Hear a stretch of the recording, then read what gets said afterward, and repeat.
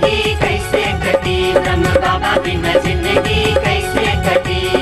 कैसे कटे कैसे कटे कैसे कटे कैसे कटे, ब्रह्म बाबा बिना जिंदगी कैसे कटी, ब्रह्म बाबा बिना जिंदगी कैसे कटी।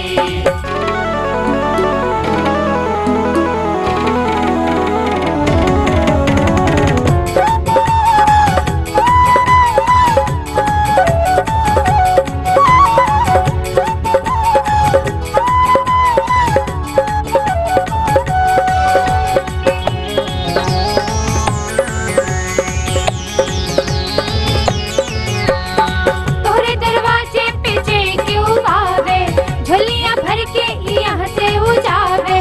तोहरे दरवाजे पे जे क्यों आवे, झोलियां भर के यहाँ से उजावे। कोई विपत्तियां ना घरे पे आवे, लागल प्रीतिया ब्रह्म बाबा में गावे। नाही कटे नाही कटे नाही कटे नाही कटे, ब्रह्म बाबा बिना जिंदगी कैसे कटी, ब्रह्म बाबा बिना जिंदगी कैसे कटी।